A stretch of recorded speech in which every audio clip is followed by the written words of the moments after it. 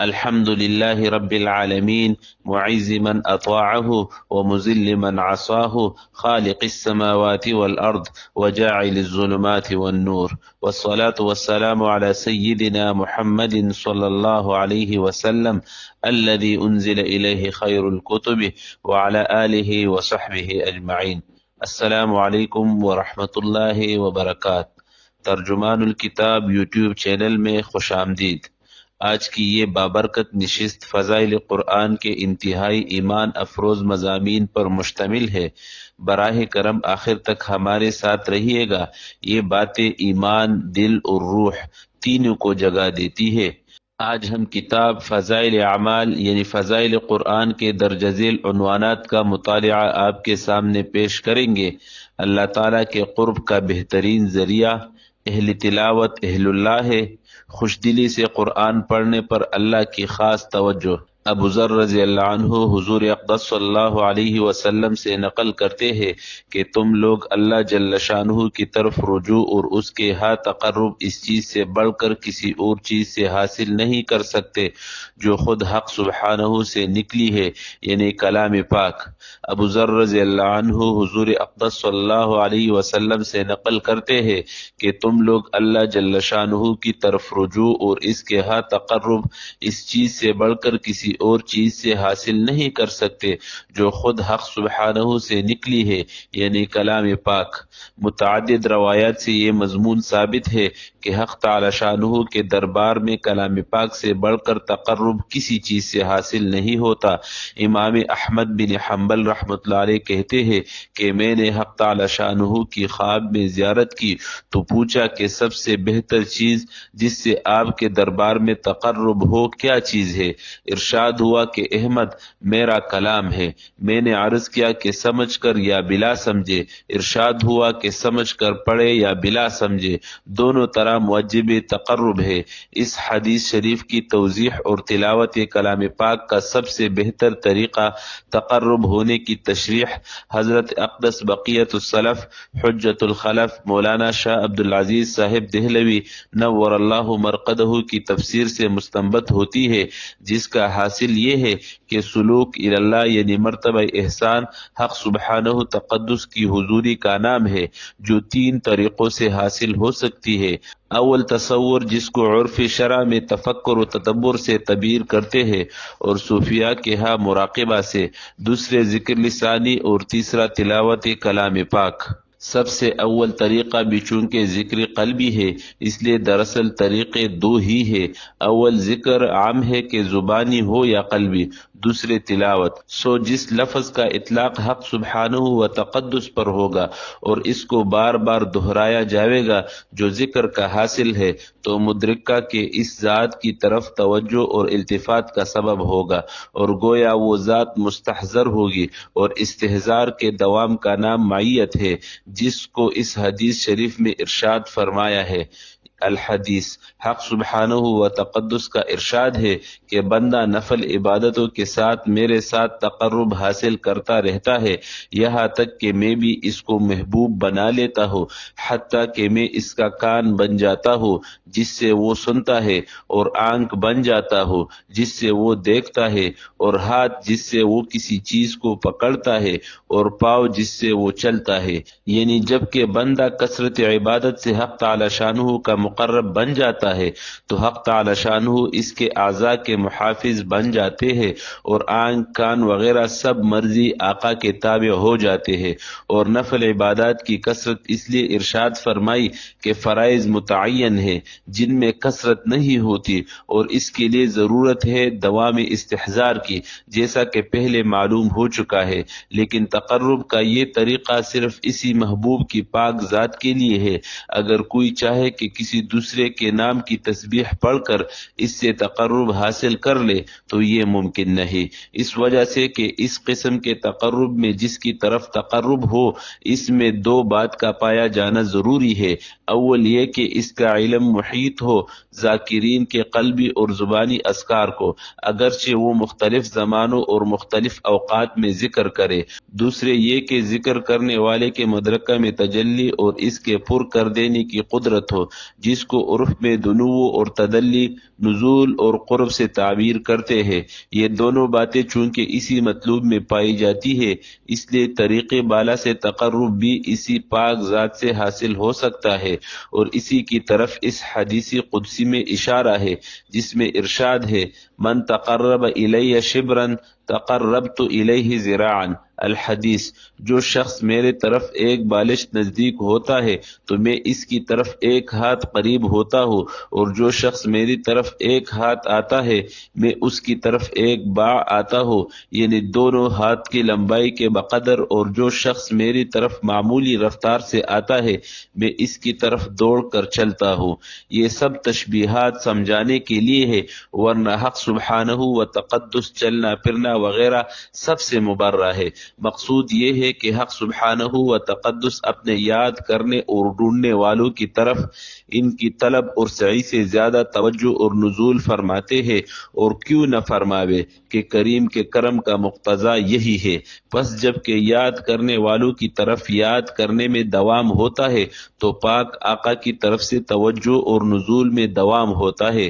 کلام الہی چونکہ سراسر ذکر ہے اور اس کی کوئی آیت ذکر و توجہ اللہ سے خالی نہیں، اس لیے یہی بات اس میں بھی پائی جاتی ہے، مگر اس میں ایک خصوصیت زیادہ ہے جو زیادتی تقرب کا سبب ہے، وہ یہ کہ ہر کلام متکلم کی صفات و اثرات اپنے اندر لیے ہوئے ہوا کرتا ہے، اور یہ کلی ہوئی بات ہے کہ فساق و فجار کے اشعار کا ورد رکھنے سے اس کے اثرات پائے جاتے ہیں، اور اتقیاء کی اشعار سے ان کے ثمرات پیدا ہوتے ہیں۔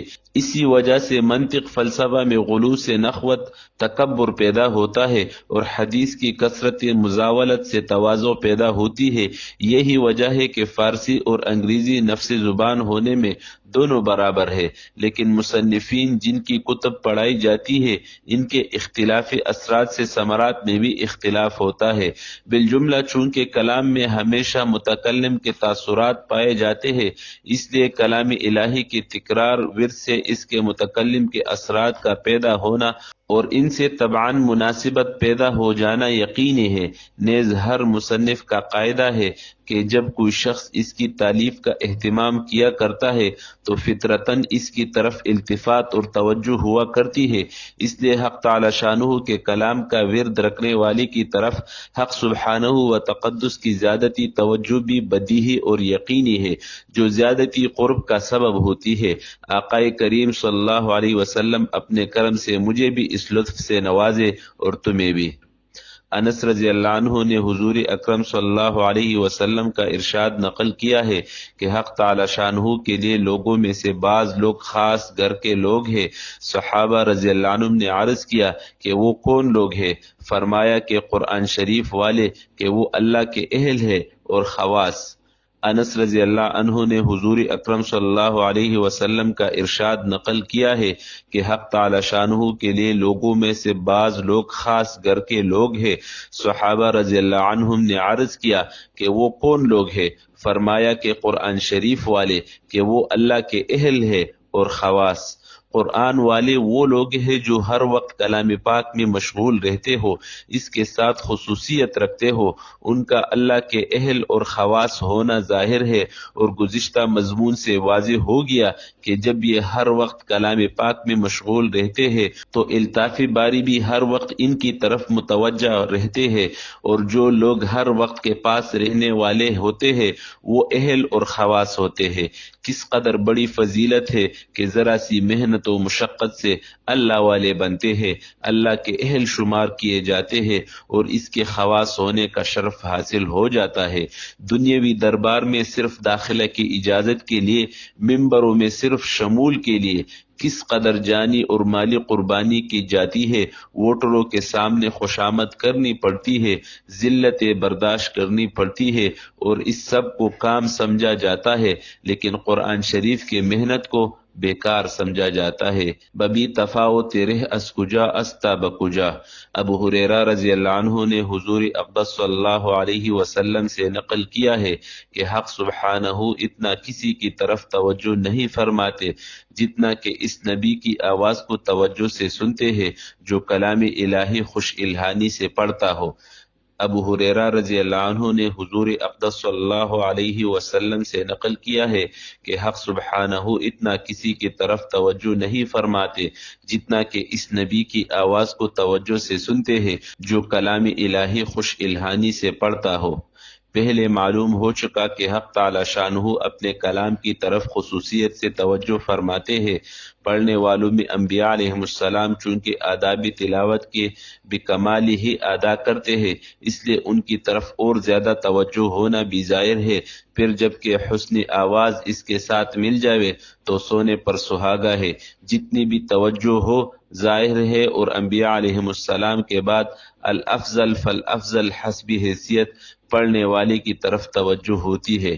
فضالہ ابن عبید رضی اللہ عنہ نے حضور اقدس صلی اللہ علیہ وسلم سے نقل کیا ہے کہ حق تعالی شانہ قاری کی آواز کی طرف اس شخص سے زیادہ کان لگاتے ہیں جو اپنی گانے والی باندی کا گانا سن رہا ہو۔ فضالہ ابن عبید رضی اللہ عنہ نے حضور اقدس صلی اللہ علیہ وسلم سے نقل کیا ہے کہ حق تعالی شانہ قاری کی آواز کی طرف اس شخص سے زیادہ کان لگاتے ہیں جو اپنی گانے والی باندی کا گانا سن رہا ہو۔ گانے کی آواز کی طرف فطرتاً اور طبعاً توجہ ہوتی ہے، مگر شرعی روک کی وجہ سے دیندار لوگ ادھر متوجہ نہیں ہوتے، لیکن گانے والی اپنی مملوکہ ہو تو اس کا گانا سننے میں کوئی شرعی نقص بھی نہیں، اس لیے اس طرف کامل توجہ ہوتی ہے۔ البتہ کلام پاک میں یہ ضروری ہے کہ گانے کی آواز میں نہ پڑھا جائے۔ احادیث میں اس کی ممانعت آئی ہے۔ ایک حدیث میں ہے ایاکم ولحون اہل العشق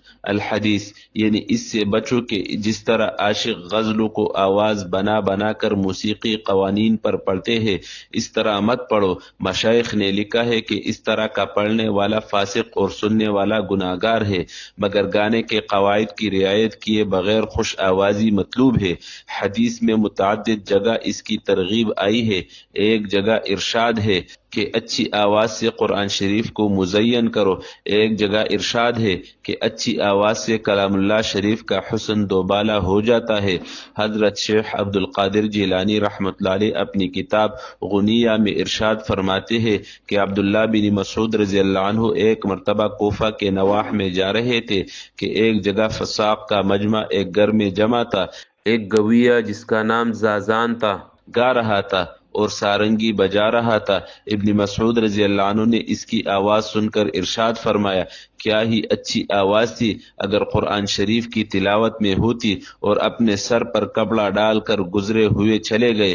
زازان نے ان کو بولتے ہوئے دیکھا، لوگوں سے پوچھنے پر معلوم ہوا عبداللہ بن مسعود رضی اللہ عنہ صحابی ہے اور یہ ارشاد فرما گئے۔ اس پر اس مقولہ کی کچھ ایسی ہیبت طاری ہوئی کہ حد نہیں، اور قصہ مختصر کہ وہ اپنے سب آلات توڑ کر ابن مسعود رضی اللہ عنہ کے پیچھے لگ لیے اور علامہ وقت ہوئے۔ غرض متعدد روایات میں اچھی آواز سے تلاوت کی مدح آئی ہے، مگر اس کے ساتھ ہی گانے کی آواز میں پڑھنے کی ممانعت آئی ہے، جیسا کہ اوپر گزر چکا۔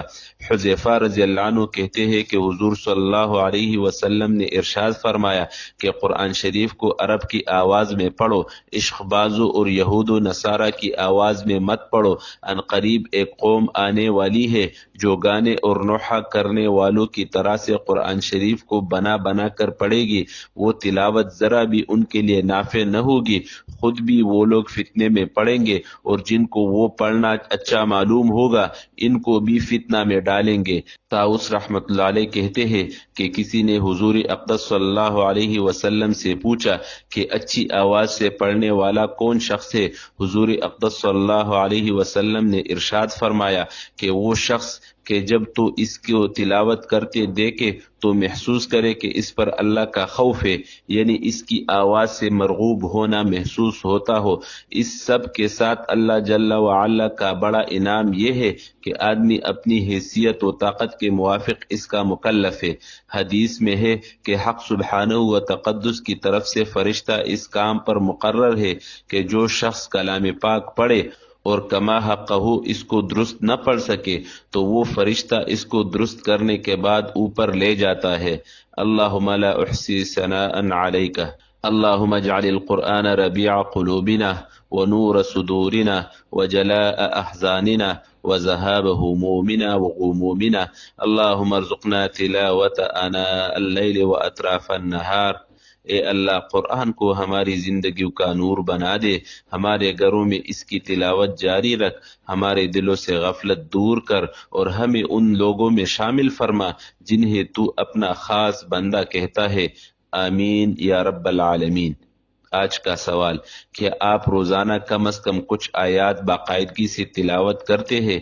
اپنا جواب کمنٹ میں ضرور لکھیے، اور اگر ویڈیو پسند آئے تو لائک، شیئر اور کمنٹ کیجیے، اور مزید ایمان افروز سلسلوں کے لیے سبسکرائب کر کے ترجمان الکتاب کا حصہ بن جائے۔ جزاکم اللہ خیرہ، والسلام علیکم ورحمۃ اللہ وبرکاتہ۔